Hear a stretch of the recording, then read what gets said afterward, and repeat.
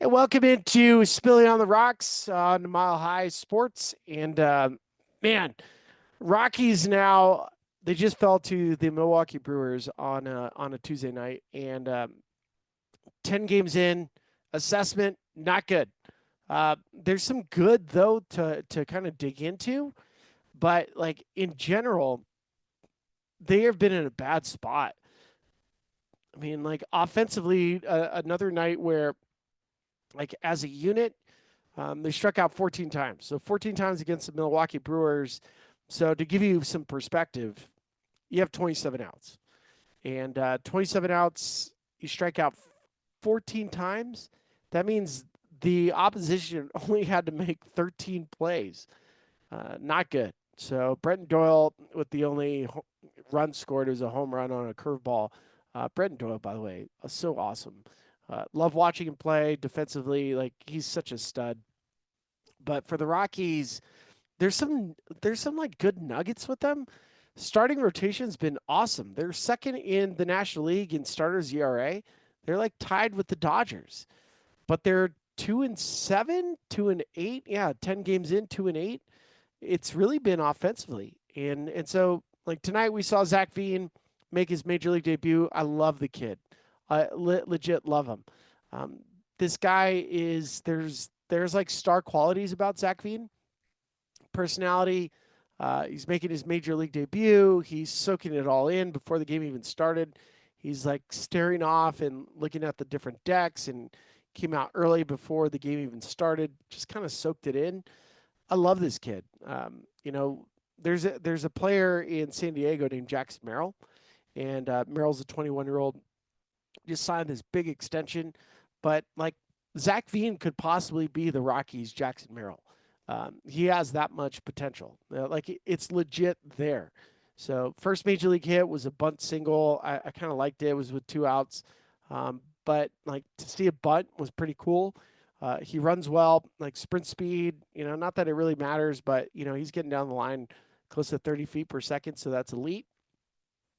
He also has the chance, like he led spring training in stolen bases, because he kind of plays with reckless abandon, which at this point now, 2025 for the Rockies, I mean, like the Rockies have like they've been unwilling to say it's a reboot or some sort of rebuild, but it's we're you're in it. You lost the last 2 years. You lost over 100 games. This year they're on pace to lose more than that. Pacoda, which is like this computer system, has the Rockies of having the worst record in all of baseball. And I kind of agree with it. Unfortunately, I kind of agree with it. There's a lot of learning curve. There's going to be a whole refresher of the entire roster. There's some veteran players currently on the team that I don't expect to be on the team as the season progresses. And so we're starting to see some players make it to the big leagues, and in the case of Zac Veen, like I've been waiting for this guy. This guy is like really has something special. Skill set. I think you've heard me say. I might have said it. Um, he's like a young Charlie Blackmon. Can hit for power. Um, the ability to run so early, Charlie Blackmon before he got older. But like bat to ball skills are there. The whole package is could possibly be there for Zac Veen. So, but the Rockies, man, and I love to do this. I love to screen share. I love to show you some of the stuff that I look at, especially when it comes to the Rockies and offensively. Like, here's the problem: they're striking out so much. So 14 punch outs. They've now played 10 games. In 6 of the 10 games that they played, they've struck out over 10 times, 6 times. Like that's not good. The strikeout to walk ratio. They had a couple of walks tonight, but it's the least amount of walks in baseball. So not a lot of walks in a lot of punch outs. So they are now at with 14 punch out, 112 strikeouts in 10 games. It's not feasible. It's not going to work. It's not going to be a thing that this team is going to be able to sustain. Like you just can't win baseball games that way. And for a game at Coors Field, you lose 7-1 to the Brewers, who are really good. The Brewers are good. On the mound tonight was Freddie Peralta, and fastball Freddie has the highest strikeout per nine in the history of baseball. So, he's a strikeout machine. But these numbers, look, 303 on base percentage. You want that number close to 340. Anything above that is really good. So even though the Dodgers are going to be a team that's probably going to end up close to 350, 360 with their on base percentage, it give you an idea. Like on base percentage matters. Cardinals are scoring 6 runs a game. On base percentage is at 374. Um, the Phillies, 5 runs per game. On base percentage 365. Why? Because of the walk. So you have to take walks. Like this is crazy. The Cubs who beat up today, they end up beating up the Texas Rangers and they scored a bunch of runs.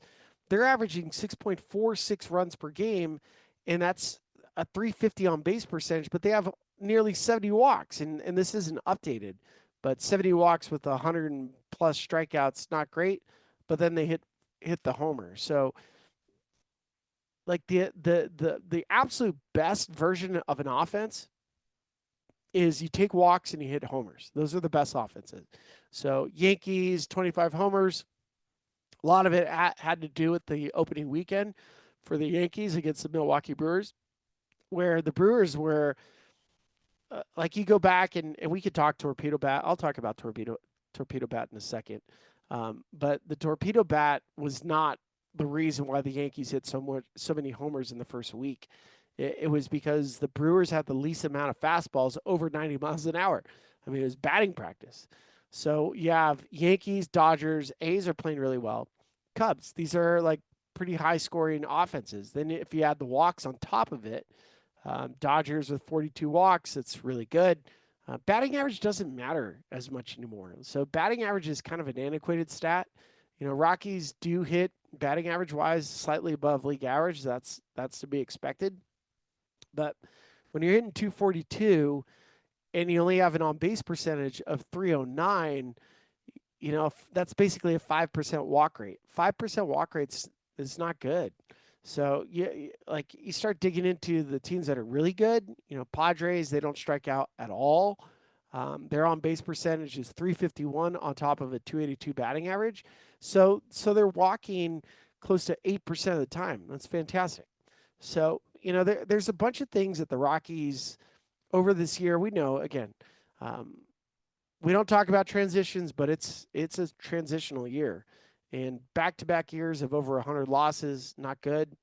Um, Bud Black is a pretty precarious position because not only do the Rockies have to play the Brewers for 2 more games, you have the Padres this weekend, and then you have the Dodgers for 3 before coming back home. So,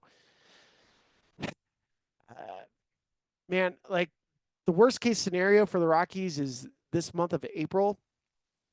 They could end up being like have 5 wins. They might have 10 wins, but regardless, they're going to be 15, 10, 15, worst case scenario, 20 games below 500, and we're just out of April, completely out of contention, which you knew that was going to happen, but to see it unfold the way it has with the way the starting pitching has been is really disappointing, to be honest. The Rockies offensively, there's not an identity here. There's not a lot of stolen bases. That's another aspect. The Rockies had a stolen base tonight with Brent Doyle. They have 5 stolen bases on the year. That's it. So 5 stolen bases would put them near the bottom of baseball. A's never steal, but they also don't strike out.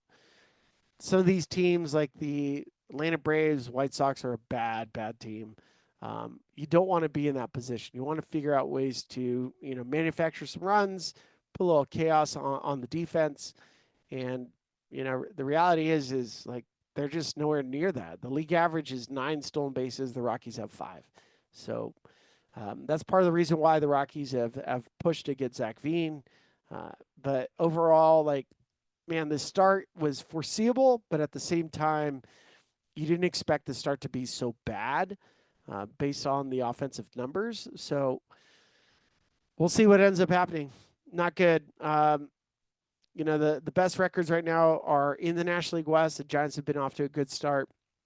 Padres are off to a fantastic start, and Dodgers are They actually went on an East Coast swing. They played the Phillies, lost the series. They lost their first two games there, and they've lost the first two games to the Washington Nationals. So they're actually in third place, which you should take a screenshot because I don't think the Dodgers will end up being in place in the National League West. But National League West is nasty. Dodgers, Padres, Giants, Diamondbacks, good teams, really good teams. So it's a little bit of as you're watching this year is trying to figure out how do you make up the difference between where the Rockies currently stand and what the rest of the division's doing. And one of the big things to fix is strikeouts. Like you just got to figure out a lineup that's not going to punch. It's not going to punch. So if you're striking out double digit times, and again, like early in the year, you leave spring training, can't make the argument that altitude, the Rockies played a bunch of games at altitude, they're going somewhere else, and then they just can't hit because they can't hit on the road. You can't make that argument. They began the year on the road. They took on the Tampa Bay Rays and they played the Phillies. Now, these are two good teams. Phillies and Rays are good teams. Phillies are our favorite, right? Like National League East, nasty. Phillies are good. Mets are good. The Braves are really good. They just haven't been to full strength. But regardless of the competition you're facing, the strikeouts are really a problem. Really a big problem. And, when you start thinking about the philosophy of what other teams are doing, one of the philosophies is looking for shorter players. And, the Rockies don't have a ton of short players. Part of, their draft calculus has been for bigger players, guys like Michael Toglia. Zac Veen is tall. He's 7'4" or 6'4". 7'4" would be a monster. He should be playing the NBA. But there's big players. Big players have big strike zones. So we'll see. I mentioned the torpedo bats. Torpedo bats are such a funny thing when you think about it. It's basically it's just a bat. The bats are specifically tailored towards a player.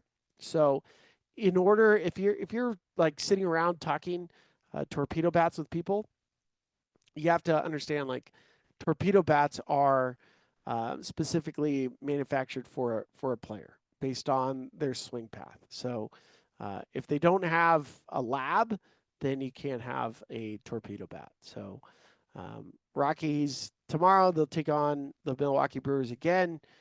So 2 games against the Brewers. The Brewers have won 6 straight. Good team. Play the game kind of in a way that you almost wish the Rockies would eventually play. Defense, pitching, smaller players, no punch, get the ball in play. But at least if there's any sort of silver lining from this week so far, is that the Rockies have called up Zac Veen, and I believe that Zac Veen, when it's all said and done, is going to be a really good Rocky over time. So there you go. You can follow me at SpillyGoat19 on X, and make sure you follow everybody on Mile High Sports. And so there you go. Spilling in the Rocks. Rockies are not off to a good start after 10 games. I don't want to make a big assessment yet, but it's not looking good so far.